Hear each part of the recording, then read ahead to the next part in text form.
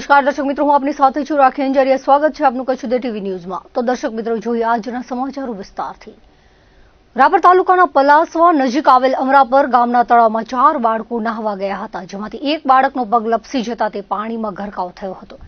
બનાવ અંગે બચાવ ફાયર વિભાગની ટીમને જાણ કરાતા ફાયર વિભાગની ટીમ તાત્કાલિક ઘટના સ્થળે ધસી ગઈ હતી અને બોટ, લાઈફ રિંગ તેમજ કેમેરા દ્વારા બાળકની શોધખોળ હાથ ધરાઈ હતી. સતત 3 કલાકની જહેમત બાદ અંતે બાળકનો મૃતદેહ બહાર કાઢવામાં આવ્યો હતો.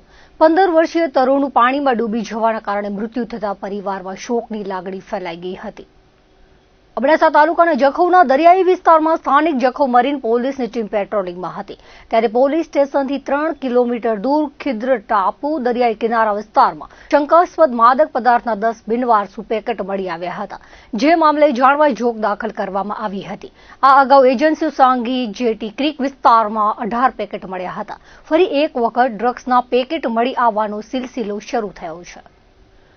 ભુજના મુન્દ્રા રોડ પર સિલ્વર સિટી સોસાયટીના ગેટ પાસે દુકાનમાંથી ગરફોડ ચોરી કરવામાં આવી હતી, જે મામલે બી ડિવિઝનમાં ગુનો દાખલ કરવામાં આવ્યો હતો. કેમેરાના આધારે તપાસ કરીને પોલીસે મૂળ ટપ્પરના વાડી વિસ્તારમાં રહેતા વિક્રમ માવજીભાઈ કોહલીની ધરપકડ કરી તેની પાસેથી રોકડા 11,200, સિગારેટના 4 પેકેટ, ચોરીમાં ઉપયોગમાં લેવાયેલી બાઇક, તાળું તોડવા ઉપયોગમાં લીધેલ પકડ સહિતનો મુદ્દામાલ કબજે કર્યો છે. ભુજ તાલુકાના ઝુરા ગામમાં આવેલ અયાના રિન્યુએબલ પાવર પ્રાઇવેટ લિમિટેડના ખુલ્લા પ્લોટમાં રાત્રે આગ ભભૂકી ઉઠી હતી. ખુલ્લા પ્લોટમાં સ્ટોર કરેલ સામગ્રી, ઇલેક્ટ્રિકલ કેબલ, લાકડાની પ્લેટ, પ્લાસ્ટિક વગેરે સોલાર પ્લેટ સીમમાં કોઈ કારણોસર આગ લાગી હતી.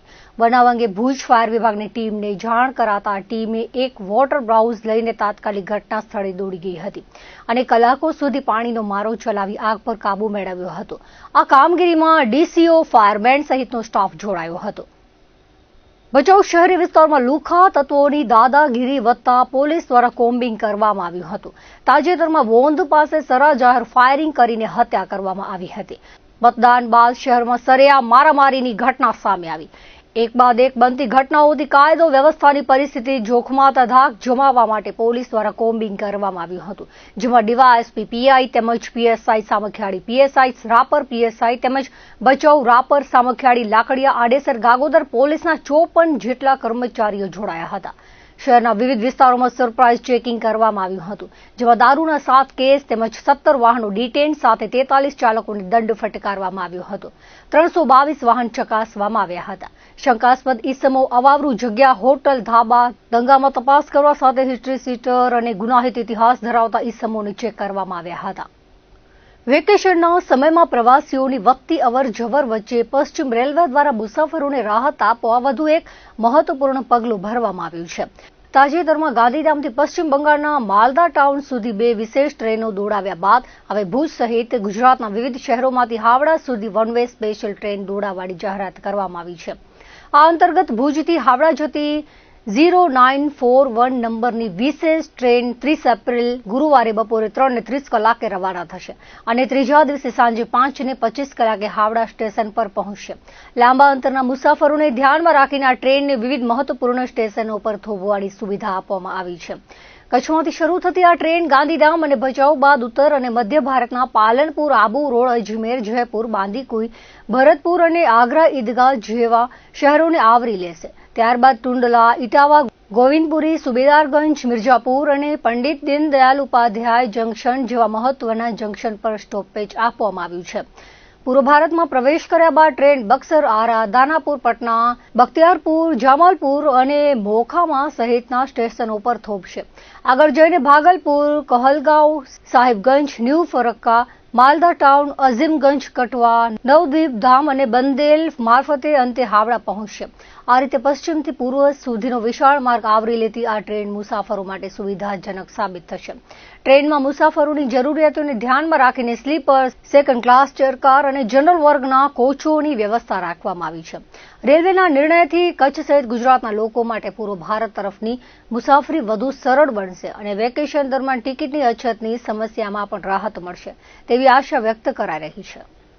કચ્છ સહિત રાજ્યોમાં છેલ્લા કેટલાક સમયથી વરસી રહેલા અગન વર્ષાના દોરમાંથી હવે નાગરિકોને આંશિક રાહત મળવાની શરૂઆત થઈ છે. અત્યાર સુધી ઉત્તર પશ્ચિમના ગરમ પવનોને કારણે રાજ્યભરમાં આકરી ગરમી પડી રહી હતી, પરંતુ હવામાન વિભાગની આગાહી મુજબ પવનની દિશા બદલાતા તાપમાનમાં ઘટાડો નોંધાયો છે. હવામાન વિભાગના જણાવ્યા અનુસાર રાજ્યોમાં સરેરાશ 2 થી 3 ડિગ્રી સુધીનું તાપમાન નીચું જવાની શક્યતા છે. ખાસ કરીને પશ્ચિમ તરફથી પવનો ફૂંકાવાનું શરૂ થતાં ગરમીનો પ્રકોપ થોડો ઓછો થયો છે. જોકે તેમ છતાં રાજ્યના મોટા ભાગના શહેરોમાં પારો હજુ પણ 40 થી 43 ડિગ્રીની આસપાસ રહેવાની સંભાવના હોવાથી સંપૂર્ણ રાહત મળે તેવી શક્યતા હાલ દેખાતી નથી.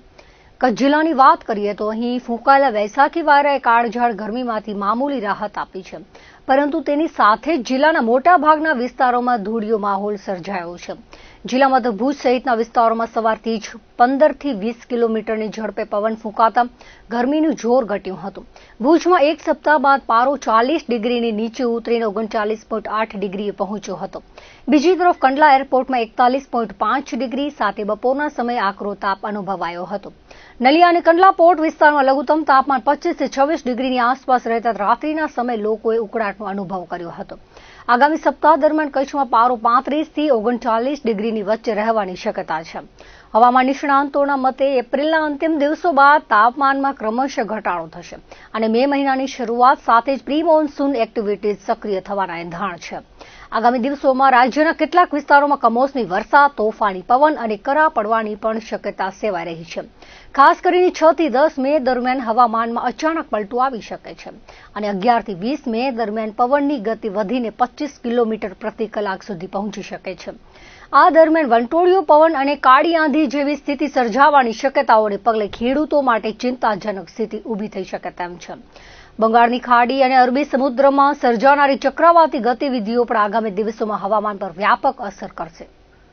ભુજનો ઐતિહાસિક નઝરબાગ, જે દાદા-દાદી પાર્ક તરીકે જાણીતો છે, ત્યાં સિનિયર સિટીઝન્સને પડતી હાલાકી મુદ્દે ગુજરાત રાજ્ય પેન્શનર સંકલન સમિતિ કચ્છ યુનિટ દ્વારા તંત્રને રજૂઆત કરાઈ છે.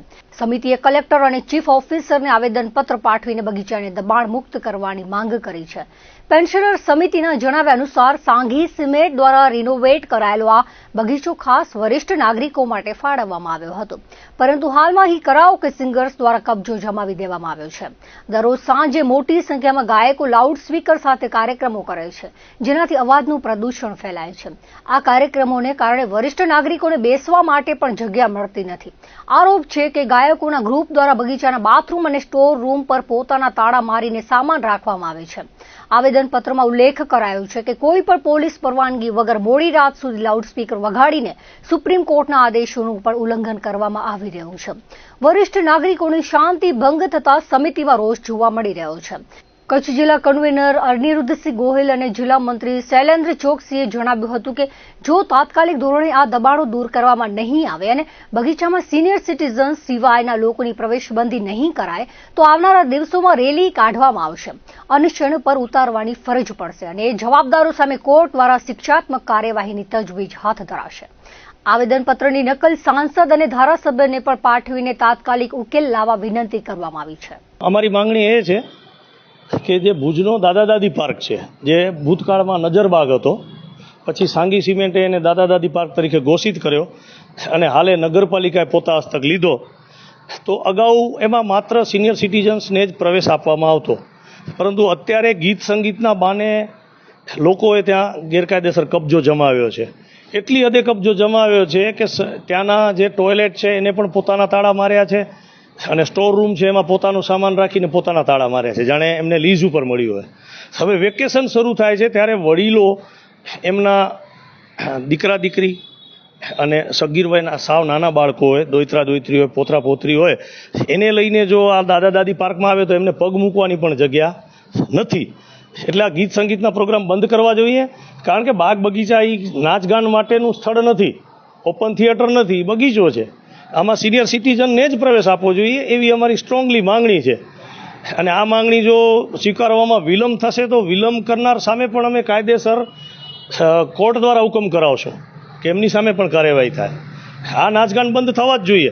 આમાં તમામ નિયમોનો ઉલ્લંઘન કરવામાં આવ્યો છે. લાઇટનું એમને કોઈ સેપરેટ મીટર લીધું નથી, સીધા છેડા લઈ વિદ્યુત વપરાશ કરે છે, એનો કોઈ ચાર્જ ભરતા નથી.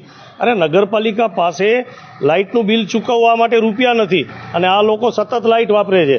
સુપ્રીમ કોર્ટનો આદેશ છે કે મનોરંજનના કાર્યક્રમને પોલીસનો પોઝિટિવ અભિપ્રાય હોય પછી મામલતદાર સાહેબ સાઉન્ડ સર્વિસની પરમિશન આપે તો પણ 10 વાગ્યા સુધી જ કાર્યક્રમ રજૂ કરવો, એના બદલે બાર 1 વાગ્યા સુધી આ લોકો પ્રોગ્રામ કરતા હોય છે.